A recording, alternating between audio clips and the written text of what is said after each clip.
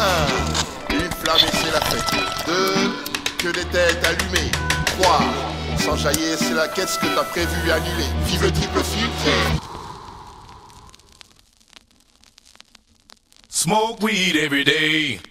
Bienvenue mes canailles sur Bud Thunder, premier podcast de Grower. Et c'est toujours ton gars sur Mr Green qui te présente ce podcast. Allez, direction le Discord pour échanger avec un maximum de passionnés. Et le thème du jour, c'est l'arrosage. On peut croire que c'est un sujet à la con, mais c'est un sujet essentiel. Et c'est vraiment la base d'une bonne culture. Et grâce à l'eau, tu vas pouvoir donner un maximum de nutriments. Avant de commencer un podcast comme il se doit, nous avons notre fameux disclaimer destiné surtout à nos chers amis mineurs. Bon les mecs, je vais me répéter à chaque début de podcast. Fumer du gaz à plus de 30% taux de THC alors que ton cerveau il est en plein développement, c'est une putain de mauvaise idée. Bon, mes canailles, avant de commencer ce podcast, ça me tenait à cœur de vous rappeler que Ken High Kick It est un média 100% indépendant. Donc ici, il n'y a personne qui va dire que ce truc c'est génial, alors que tout le monde sait que c'est de la merde. Un regroupement de passionnés. On est là pour parler vrai, et grâce à nos abonnements CBD, chanvre à parfum, tu rentres dans la communauté Ken High Kick It. Plus, une fois par mois, une petite box de chanvre à parfum pour nous accompagner en dégustation quand tu écoutes un de nos podcasts ou tu regardes un de nos épisodes. Parlons peu, parlons peu, que le podcast commence. De la mauvaise herbe des bas quartiers, les mauvais garçons, la canal. Si pour tout le monde c'est bon, on va commencer ce podcast sur l'arrosage qui m'a été demandé par Chris Gros. Chris Gros, déjà je te remercie pour la demande de ce podcast-là, parce que c'est vrai qu'après les nutriments, après tout ce qu'on avait parlé, la suite logique c'était un peu l'arrosage.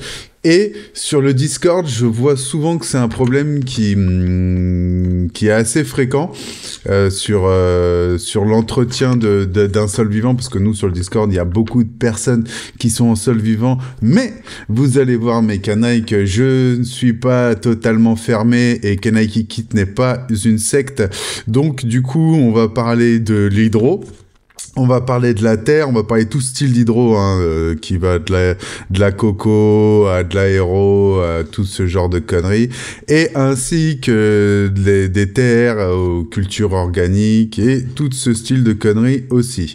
Du coup, on va vraiment essayer de parler d'un point de vue large de l'arrosage, parce qu'on pourrait croire que c'est tout con, que tout le monde peut y arriver très facilement, et on se rend compte qu'en fait c'est un endroit où beaucoup de gens bûchent, où il y a beaucoup de zones d'ombre, et comme aujourd'hui on sait et on comprend que l'arrosage c'est comme pour nous manger, c'est vraiment une chose basique et vitale. Du coup, si on ne répond pas à ce critère de base, on ne peut pas avoir une belle plante, parce que les gars, je vous rappelle que si on n'arrose pas bien une plante, si on ne gère pas bien la gestion des nutriments, que ce soit en hydro ou en coco, on est voué à des carences, on est voué à des problèmes de culture, ou si on surarrose, surengraisse, à un manque d'oxygénation, trop de sel, donc brûlure, tout ce qui s'ensuit, de plantes qui se figent, et du coup on fait de la beuh de merde. Du coup, pour éviter de faire du foin, ça passe vraiment par un bon arrosage. Et ça, c'est ce qu'on va voir aujourd'hui. Il y a plein de petits trucs, de petits tips, de choses qu'on va voir ensemble, surtout sur la deuxième partie de podcast, parce que la deuxième partie de podcast, c'est vraiment entre nous, entre canailles, jusqu'à une petite trentaine de minutes, parce que je pense qu'on va quand même réussir à faire une petite heure sur l'arrosage, me connaissant comment je blablate, et toutes vos questions questions, à mon avis, on va facilement se faire une petite heure sur l'arrosage, parce que comme je vous dis, les gars, vraiment, c'est un sujet qu'il faut pas négliger. C'est une zone qu'il faut bien comprendre, et en plus, c'est une zone qui, à partir du moment où on maîtrise cette zone, on peut l'automatiser, partir en vacances, à partir du moment où vraiment cette zone, elle est, comme je vous dis, maîtrisée, on a une sérénité de culture qui est beaucoup plus saine, c'est-à-dire qu'on se prend vachement moins la tête. À partir du moment où on a un rythme, moi par exemple, je sais quand est-ce que je dois arroser sur les plusieurs jours en amont. Pourquoi ? Parce que je sais que j'ai une cadence, je sais que mes plantes elles sont dans ce style-là, avec ce style-là, au moment de cette période-là, et c'est un peu tout ça qu'on va comprendre, essayer d'analyser, et que j'essaye de vous transmettre aussi mon savoir d'observation, et aussi autre que d'observation, d'apprentissage, parce que sur toute la partie, on va dire, hydro, aéro et terre, ça va vraiment être plus technique, c'est-à-dire que là, il y a moins le côté feeling, le côté observation qui est présent, mais plus le côté protocolaire, avec des outils, tout ça qu'on décrira plus tard dans le podcast. Qu'est-ce qu'on a besoin pour faire ce genre de culture, et que ton installation à la fin ressemble à un tableau de bord de l'ISS, mais ça, c'est encore autre chose. Donc voilà mes canailles, avec une intro qui est déjà un peu plus longue. Est-ce que déjà d'entre vous ont des questions? Chris Gros, déjà, toi qui nous as mis le sujet sur la table, est-ce que tu as une question d'entrée avant de commencer le sujet? Bon, je vois personne qui écrit, donc à mon avis, il y a personne. Salut. Yo, Chris Gros, ça va ou quoi? Salut. Tu m'entends? Bah ouais, je t'entends. Cool. Salut, c'est Chris Gros. J'ai eu un problème, moi, d'avoir trop arrosé, et en fait, j'ai mis sur le pot. Ton mycélium, ouais, mais ça, j'ai pas tous les termes. Ton mycélium. J'ai mon mycélium, il a changé de couleur, quoi. Ouais, mais ça, c'est quelque chose, tu vas voir, on va voir au moment des entre canailles, on verra ça un peu plus tard. Là, c'était plus des questions de base, on va dire, random, on va dire, vraiment classique, quoi, tu vois. Là, on est vraiment, on va essayer de faire étape par étape. Toi, le problème que tu nous amènes, c'est un problème qui vient sur un suivi de culture. C'est-à-dire que toi, ton problème, il arrive au moment où tu as déplanté ta plante, tu stockes ta terre, et voilà. Donc en fait, on va pas commencer avec ça, parce que pour moi, c'est vraiment dans les dernières étapes. C'est comment réutiliser un sol. Ah non, tu vois comment. Je n'ai pas stocké la terre. Il y a la plante dedans. Il y a la plante dedans ? Ouais, j'ai la plante. Tu veux que je renvoie les photos ? Attends, j'avais regardé tes photos tout à l'heure.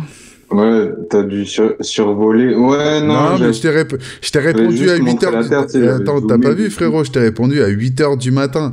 Peut-être que j'étais encore dans mon lit. Si, ce matin, j'étais... Non, mais peut-être que j'étais... Si, j'ai vu tout ce que t'as répondu. Mais il y avait des photos en amont que t'as pas vu, et il y a la plante. C'était dans quel channel que t'avais partagé ça, déjà ? C'était Croissance. Tac. Ouais, mais de toute façon, non, mais c'est bon, là, j'y suis dessus, c'est bon. Non, mais je suis défoncé. Ouais, j'ai surarrosé. Ouais. Bah. Mais bon. Voilà, non, là. Tu te rends compte que quand t'as les problèmes, quoi. Ah putain, frérot, non, je suis désolé, j'ai confondu avec Freak. J'ai fait un amalgame. Il a pris mes photos et il te les a envoyées. Ouais, grave. Ouais, j'ai confondu avec Freak. C'est lui qui t'a lancé sur le sujet. Ok, ouais, non, bah écoute, ça, on va le voir plus en fin de podcast, parce que c'est vraiment quelque chose où on va dire, là, t'es déjà bien ancré dans la culture, t'es déjà bien dedans, et t'es même sur un peu une fin de cycle.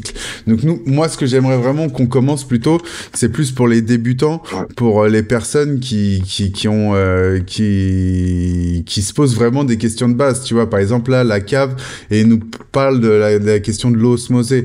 Clairement, c'est quelque chose. Tu vois, là, j'ai mis dans mes notes, c'est quelque chose qu'on va parler sur l'eau et sa calcarisation. Tu vois, c'est quelque chose c'est un point que je voulais que je voulais aborder. Donc ça, c'est quelque chose qu'on va aborder. Peut-on arroser avec de l'eau de pluie? Pareil, ça c'est quelque chose. Oui, on peut arroser avec de l'eau de pluie. L'eau de pluie est vraiment très très bien pour un arrosage. Après, le problème de l'eau de pluie, c'est qu'il faut la récolter, quoi. Tu vois. Et après, s'emmerder. Quand on est dans les petits espaces, ça va. Mais quand on est dans des grands espaces, l'eau de pluie, ça amène vraiment d'autres problématiques, quoi. On voit Gros Armateur qui nous parle justement à peu près de ça, quoi. Dans le chat, comment avant en fonction du moment, ce serait une typo. Bah voilà, justement, Slim dit le ratio taille arrosage, c'est quelque chose que j'ai mis dans mes notes. Là, à peu près de tout ce que je vois, les gars, on est dans mes notes. Donc ce que je vous propose, c'est que je vous parle un peu de mes notes, un peu de tout ça. Et puis, si vous avez des questions, comme je vous dis, vraiment, les gars, je suis connecté directement au chat. Je vois vraiment tout ce que vous faites. Même si je suis dyslexique, des fois, j'arrive à parler et à lire, ou alors je ferme ma gueule et je lirai et je montrerai ça bien comme il faut, quoi. Donc voilà. Donc après une intro de quasiment 10 minutes qui a été bien trop longue, et surtout pour, entre guillemets, mettre un peu les bases et comprendre dans quelle direction aujourd'hui on va se tourner dans le podcast, ce qui est quand même très très important de savoir ce qui va se passer aujourd'hui, surtout quand on a envie d'approfondir un sujet et de le connaître. Là aujourd'hui, normalement après cette petite heure d'arrosage, vous savez comment arroser et dans quel style de culture aussi, quel style de culture vous faites, parce que si vous faites de l'hydro, de l'aéro ou de la coco, ben c'est deux styles d'arrosage totalement différents qui sont par exemple dans l'hydroponie. C'est pour ça que je vais déjà vous parler de deux grands types. Déjà pour moi, il y a deux grands types bien distincts qu'il faut comprendre, qui est l'hydro et la terre. Quand je dis l'hydro, c'est vraiment les cultures hors sol. Donc vraiment tout ce qui est substrat neutre. Donc billes d'argile, NFT, pain de laine de roche, coco. Pour moi, je les range tout ça, ou tu sais, ceux qui sont en aéro là dans des petites panières avec les racines suspendues. Tout ça, pour moi, on va les ranger dans le cadre de l'hydro. Après, on va avoir un deuxième cadre qui sera un peu moins divisé, qui est la terre et l'organique. Pour moi, il y a deux styles de terre. Il y a la terre minérale, donc vraiment les cultures souvent comme Biocana, on va prendre l'exemple de Cana, qui font Biocana et Cana. La gamme Cana qui est séparée souvent en deux parties. Là, on sait qu'on est dans du minéral, et la gamme Biocana, comme dit, on est sur une partie plus bio, mais on reste sur de la terre. Et après, t'as la partie organique pure et dure qui est Living Soil, où là, il n'y a pas d'intrants industriels, il n'y a pas de liquide, il n'y a rien de toutes ces choses-là et tout. Yo, Deadface, tu peux couper vite fait ton micro, tu me mets des petits retours, s'il te plaît. Simer, brother. Donc voilà. En gros, une fois qu'on a compris un peu ces deux grandes parties, on rentrera un peu plus dans le sujet parce qu'on va dire l'hydro a vraiment des besoins spécifiques que la terre a moins besoin, parce que la terre fait tampon, la terre agit moins directement sur la plante qu'en hydro, parce qu'en hydro, comme on est en culture hors sol, on est vraiment en deal direct avec la plante. L'eau est en contact, l'eau est plongée même dans les racines, donc là on peut pas même faire plus en contact que ça, quoi. C'est vraiment une soirée Zoo Club, ça se frotte les gars. Bref, du coup voilà, donc faut vraiment comprendre que l'eau, les gars, c'est un transport de nutriments, et c'est tellement un transport de nutriments qui est fou que ça se passe dans les racines, mais aussi au niveau du feuillage. Et ça, là, je suis en train de vous donner le petit tips de la fin du podcast, qui va être la pulvérisation foliaire, beaucoup trop sous-cotée. Voilà, parce que vraiment, les gars, l'eau, faut le voir comme un transport. Si vous voulez amener quelque chose d'un point A à un point B, il vous faut un véhicule. Et ben là, notre véhicule pour amener des nutriments, de l'énergie, vraiment c'est ça, hein, l'énergie de notre plante, parce que rappelez-vous les gars, si notre plante se développe, ça se passe uniquement grâce aux racines et à la montée de la pression qu'elle met au niveau de son tronc pour que la plante se développe. Donc vraiment, l'eau est un transport, l'eau est là pour développer et mettre un coup de boost à votre plante. Donc c'est pour ça que des fois, on arrose aussi uniquement à l'eau, parce que il y a plein de sel, il y a plein de choses qui sont dans votre sol, il va venir les récupérer, les mettre dans son petit camion, et ce petit camion va venir, pouf, directement soit rentrer dans les racines comme en minéral où là il y a un gavage très fort, ou comme en organique, il va plus venir les déposer à des points stratégiques des racines où il y a un deal avec des champignons, où il y a un deal avec des bactéries, et là va rentrer en symbiose tous les deals des nutriments, le complexe argilo-humique que les gars on a déjà décrit dans le podcast nutriments qu'on a fait il y a quelques semaines.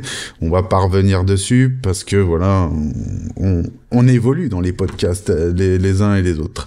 Du coup voilà, une fois que les gars on a bien compris que l'eau est un nutriment. L'eau est un nutriment, rien à voir. L'eau est un transport à nutriments, et que sans ce transport, on n'aurait pas de deal avec la plante, et que ce serait vraiment très très compliqué d'avoir une plante qui se développe. Comment on fait pour que ce deal se passe le mieux et se passe le plus sainement possible? Et ce qu'il faut savoir, c'est que chaque type de culture a entre guillemets sa spécificité. Et c'est là où vraiment, c'est là où il faut comprendre quel grower on est et quel type de matériel nous correspond, parce que chaque matériel est incroyable. Il n'y a pas un matériel qui ne marche pas, les gars. Moi des fois quand vous m'entendez dire ça c'est de la merde, c'est ma façon de parler, c'est parce que je suis un beauf qui vient de la campagne et que j'ai grandi avec des gars qui jetaient des, tu vois, voilà, on parlait direct, on parlait franc, il y a pas le temps quoi. Du coup mais un système NFT, un système autopote, tous les systèmes sont bons. C'est juste que moi par exemple ma façon de cultiver, je sais que aujourd'hui je serais vachement moins performant sur un système hydroponie. Pourquoi? Parce que ça me correspond beaucoup moins. Même si j'ai eu mes diplômes avec ça, ça reste mes diplômes. Aujourd'hui j'ai plus de 15 ans, 20 ans, 15-20 ans d'expérience après mes diplômes. Du coup je vais pas vous mentir que les bancs de l'école, c'est juste un lointain souvenir. Du coup, je suis vraiment plus performant dans ce que je travaille aujourd'hui, qui est la culture organique, et c'est ce qui m'intéresse. C'est comme je suis quelqu'un de passionné. J'ai pas de système hydro chez moi, je ne fais plus du tout d'hydro, je ne fais plus tout ça, mais j'ai totalement les bases. Et si j'ai réussi à avoir un bac pro et toutes ces genres de conneries avec ça, je peux vous transmettre ce que j'ai appris, ce que je sais quoi. Du coup voilà.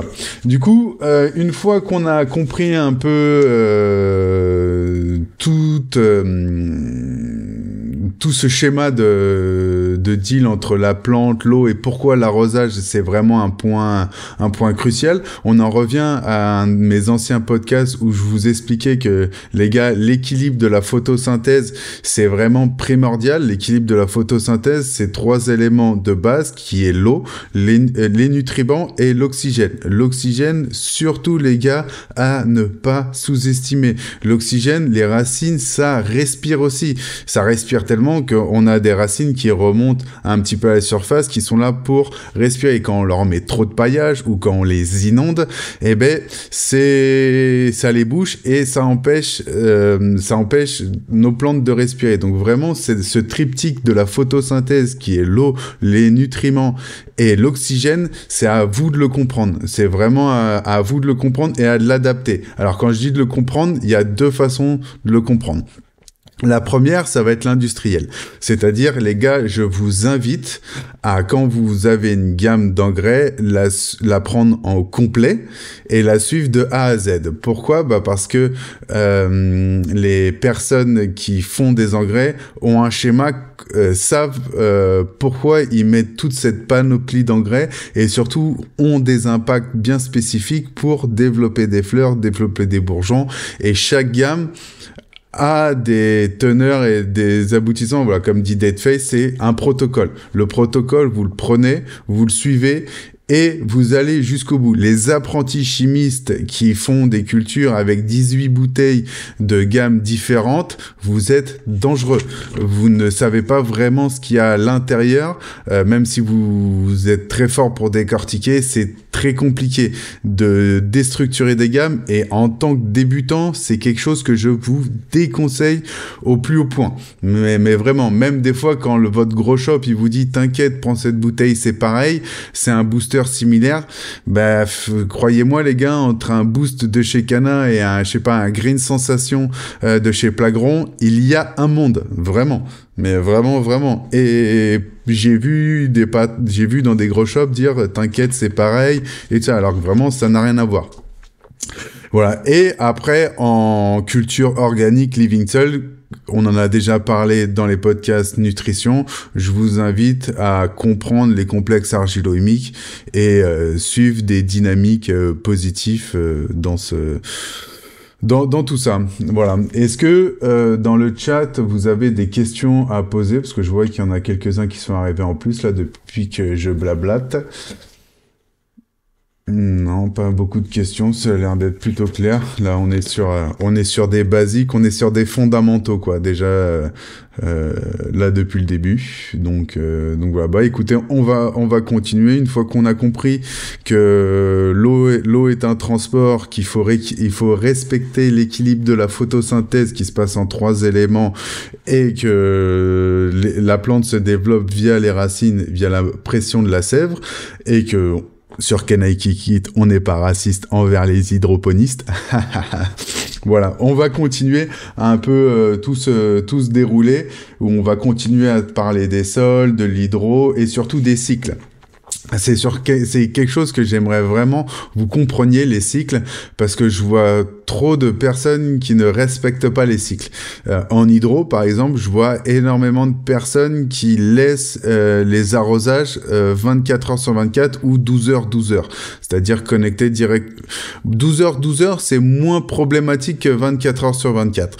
Ce qu'il faut comprendre, c'est que il faut que vous ayez des périodes de sèche et des périodes d'humidité. Il faut que ce soit un balancier. Faut que ce soit comme, faut que vous jouiez, en biologie, on parle d'une hystérésie, c'est-à-dire qu'il faut que vous alliez de haut en bas, mais que votre milieu soit toujours une humidité constante. C'est-à-dire qu'en fait, des fois, il faut que vous soyez un peu surhumidifié, mais très légèrement, et des fois un peu sous-humidifié.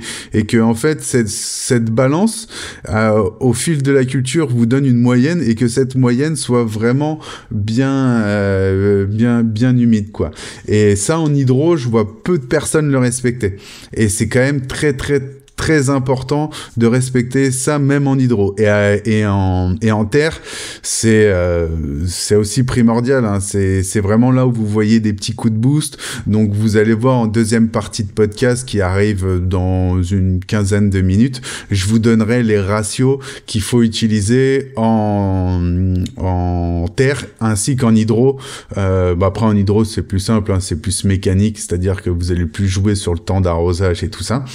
Et surtout en hydro, comme ça réagit très vite, vous allez savoir dans la journée même si votre réglage il est bon ou pas. Flex, j'ai vu ta question, juste je termine et je réponds à ça.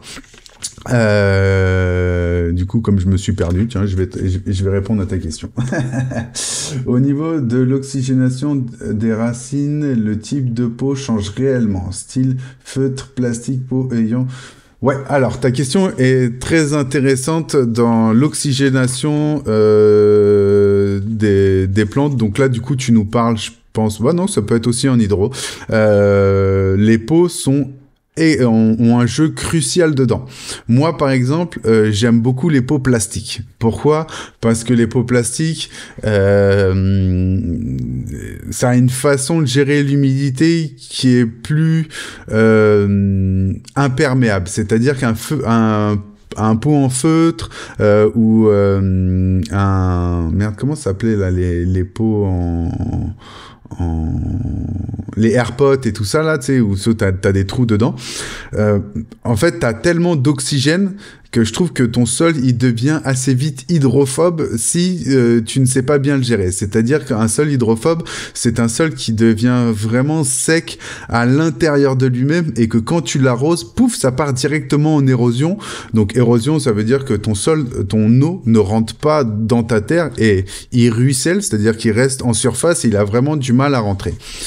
Moi, je sais que par exemple, pour quelqu'un comme moi, c'est pas vraiment le style de culture que j'ai envie d'avoir parce que comme je vous ai déjà expliqué dans mon style de culture, même si je suis organique, je viens des cultures industrielles, je viens des cultures on va dire chimiques où les deals se font très rapides. Et moi j'ai ce truc où il faut que les deals se fassent rapidement, sinon je m'ennuie très très vite. Et ce style de peau ne me permet pas de vraiment faire ce que je veux parce que ça va très vite rendre mon sol hydrophobe. Je vais très vite fatiguer mon sol sur les parois et à l'intérieur. Tandis qu'un pot en plastique, ça va vraiment me permettre de garder beaucoup d'humidité à l'intérieur. Et comme je fais un beau paillage par-dessus, le paillage, on va dire, joue un rôle équivalent au pot plastique qui étouffe entre guillemets, qui étouffe un peu, qui empêche l'évaporation du sol. Du coup, j'arrive vraiment à avoir cette humidité constante entre le dessus de mon pot et l'intérieur de mon pot. Et quand j'arrose, je peux faire des petits arrosages qu'on verra les proportions après le podcast, où je peux faire des petits arrosages impactants pour ramener des deals et de l'excitation, parce que comme on va voir après, dans un arrosage, il y a quelque chose qui est très important, c'est le C et le pH. Donc le C, c'est l'électroconductivité, et le pH, je me rappelle jamais, c'est le potentiel de, je l'ai marqué là, potentiel de l'hydrogène. Voilà, potentiel d'hydrogène. À chaque fois je vais l'oublier celui-là.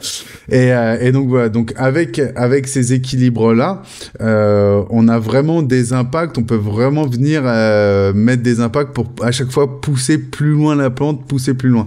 Donc moi ce que j'aime, c'est faire des petits arrosages réguliers. C'est pour ça que les personnes qui arrosent 2 fois par semaine, je leur dis, les gars, t'es un peu en mode pas ouf. Et c'est pour ça qu'à l'époque, quand je partais en vacances, fallait que je trouve une technique pour pouvoir venir arroser régulièrement. Alors que si je plombais une fois mon pot et je partais que 5 jours, il y avait pas vraiment, les plantes se développaient pas vraiment, je les mettais plus en stagnation, voilà, que en développement. Et ça venait à cause de cet arrosage qui n'était pas fréquent. Même si on garde une belle humidité dans un sol, l'arrosage reste, l'eau, les gars, n'oubliez pas, ça reste un transport. Du coup, même l'humidité qu'on a dans notre sol, on en revient à cette hystérésie qui fait que des fois on surarrose pour que ça redevienne sec, et c'est ça, cette dynamique-là qui fait que votre plante boit, qu'il y a une belle transpiration, que la photosynthèse se passe bien. Si votre sol est tout le temps humide constamment et que vous êtes en ligne droite, ça se passe moins bien. C'est moins joli et en plus, vous allez avoir des risques de pathogènes, de maladies, de ça. Parce qu'en fait, aussi, en asséchant un peu votre sol, vous allez voir que vous allez avoir des bonnes choses qui apparaissent, c'est-à-dire moins de pathogènes, moins de risques de maladies, moins de risques de conneries qui arrivent. Quand vous arrosez, hop, il y a ces risques qui reviennent, mais il y a une excitation qui vient. Le C est plus pétillant, on va dire, et plus absorbable par votre plante. Donc voilà les gars. Une fois qu'on a compris un peu tout ça, faut comprendre que l'eau, c'est vraiment quelque chose. Dans l'arrosage, l'eau, c'est notre base. Un arrosage, ça va pas sans l'eau. À part dans Idiocratie, où on arrose au brin d'eau. Mais franchement, j'espère qu'on n'en est pas encore à ce stade-là, même si tous les patrons de gros shops pourront témoigner qu'ils ont vu quand même quelques dingueries. Donc, l'eau, il faut qu'elle soit oxygénée, parce que comme on disait au début, c'est l'équilibre au nutriment oxygène qui fait la photosynthèse. Et l'oxygène se retrouve aussi dans l'eau, même si nous on peut pas respirer dans l'eau parce que voilà, il se retrouve quand même de l'oxygène. Et ce qu'il faut que vous compreniez, c'est que l'oxygène, elle va varier avec la température de votre eau et d'autres conditions. Mais on va dire la température de l'eau, c'est vraiment un de vos facteurs primordiaux pour l'oxygénation de l'eau. Plus vous allez être proche de zéro, plus vous allez avoir une belle eau oxygénée. Le problème, c'est qu'une eau proche de zéro, c'est pas une eau qui est faite pour arroser une plante. Moi, je considère qu'à partir de 18 degrés, on est dans une phase descendante et qu'on est parti pour tuer des choses et que c'est pas cool. Par contre, en phase de rinçage, ça peut être intéressant. Mais là, on arrive déjà sur les tips de la fin du podcast. Même si on commence à être sur la fin des pods de YouTube. Les gars, désolé, on va bientôt vous quitter. Du coup, une eau entre 18 et 22 degrés. Parce que après, plus votre eau elle va être chaude, moins il va y avoir d'oxygène, mais plus les sels seront aussi excités et disponibles. Donc c'est pour ça qu'il faut avoir cet équilibre entre pas trop d'oxygène et pas trop de chaleur pour développer les sels, les bactéries, les champignons et tout ce genre de conneries. Donc le bon équilibre là-dedans, c'est un putain de 18-20 degrés, mes canailles. Au-dessus, ça commence à être casse-couille. En dessous, c'est relou. Donc c'est pour ça que par exemple en hydro, les potes qui cultivent en hydro, vous avez beaucoup de matos à acheter. Il vous faut des EC mètres, il vous faut des pH mètres, il vous faut des refroidisseurs parce que l'été, même les potes en Belgique et tout ça, l'eau commence à arriver à 24, 26, 28 degrés. Et quand t'es en deal direct avec ta plante et que tout se passe directement dans tes racines, les gars, faut faire attention. Du coup, tac, on a un petit refroidisseur d'eau. Aussi, souvent, on met des bulleurs pour augmenter l'oxygène dans l'eau, parce qu'en hydroponie, comme tout se fait plus rapide, les deals se font plus en instant T, et qu'on a des sels qui viennent connecter directement à nos plantes, on peut augmenter l'oxygène, parce que comme ça, on augmente l'oxygène, on augmente le taux de nutriments, on augmente le taux de nutriments, on augmente l'absorption d'eau, et du coup, ça augmente la photosynthèse, et c'est pour ça que on a des plantes en hydro qui sont plus grosses, plus grasses. Après, attention les gars, hein, on n'est pas sur un x2, hein, on est sur un 10-15% d'augmentation. Par contre, après, en perte de ce qu'on perd en vivacité, on n'est pas sur un 10-15%. Hein. Là, on est sur un x2, x3, voire même des fois x5, jusqu'à x10 dans la culture ornementale et conventionnelle, où on peut voir qu'on a des vraies pertes de vitamines et perte de beaucoup de choses qui sont similaires à la weed, les gars. Donc voilà. Donc une fois qu'on a compris que l'eau est vraiment hyper importante, qu'en hydroponie, en culture hors sol, c'est vraiment notre enjeu primordial. C'est gérer des cuves. C'est vraiment, quand on fait des systèmes comme ça, même vous pouvez voir, c'est tellement important. Merci à toi de venir découvrir nos versions gratuites disponibles sur YouTube ou Spotify.